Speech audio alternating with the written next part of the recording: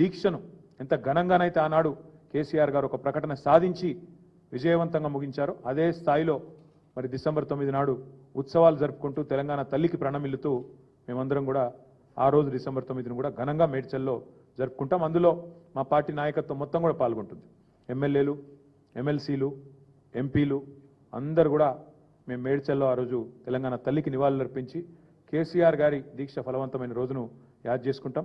ఈ ఇన్ఛార్జీలుగా ఎవరెవరినైతే నియమించినామో పెద్దలు చాలామంది ఉన్నారు. 33 జిల్లాలకు 33 మందిని నియమించుకున్నాం. అవన్నీ కూడా మీకు వెంటనే ఇప్పుడు మీకు వాట్సాప్లో అదర్వైజ్ రిలీజ్ చేయడం జరుగుతుంది.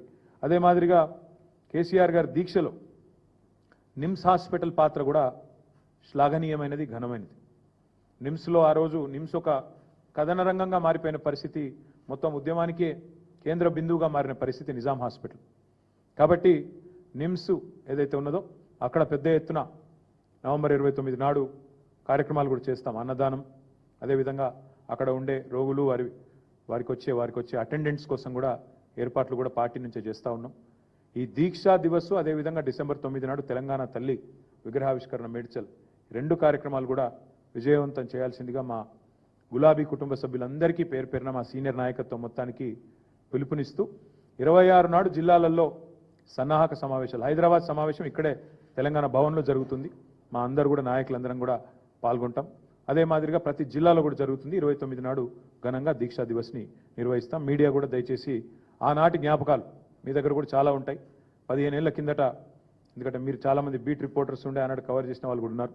మీరు కూడా తప్పకుండా ఆనాటి ఉద్యమ స్ఫూర్తి, ఉద్యమ జ్ఞాపకాలను మళ్ళొక్కసారి ప్రజల దృష్టికి తీసుకొచ్చే విధంగా సహకరించాలని చెప్పి కూడా కోరుతూ మీ అందరికి కూడా ధన్యవాదాలు. నమస్కారం.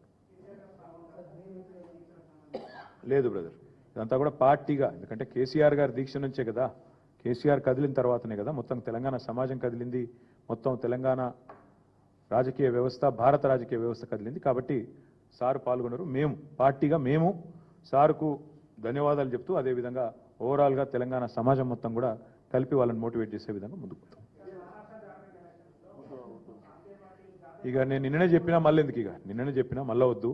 మేము ఈరోజు ప్యూర్లీ మా నాయకుడు కేసీఆర్ గారు తెలంగాణ సమాజాన్ని ఐక్యం చేసిన ఒక సందర్భాన్ని గుర్తు చేసుకుంటూ ఉద్యమ స్ఫూర్తిని మళ్ళొక్కసారి తిరిగి ప్రజల్లో రగిలించే విధంగా ఈ దుర్మార్గ కాంగ్రెస్ ప్రభుత్వానికి, కేంద్రంలో ఉండే బీజేపీ ప్రభుత్వానికి వ్యతిరేకంగా తప్పకుండా తెలంగాణ సమాజం మళ్ళీ 2 జాతీయ పార్టీలకు బుద్ధి చెప్పే విధంగా ఒక సంకల్పాన్ని తీసుకోవాలన్న ఉద్దేశంతో ఈ కార్యక్రమాన్ని చేపడుతున్నాం. ఈరోజు ఇంతవరకే పరిమితం అవుదాం, ఎందుకంటే ఇక మళ్ళీ మీరు ఏం మాట్లాడినా మళ్ళీ మీరు వేరే తీసుకోబోతారు, మీకు తెలుసు, నాకు తెలుసు.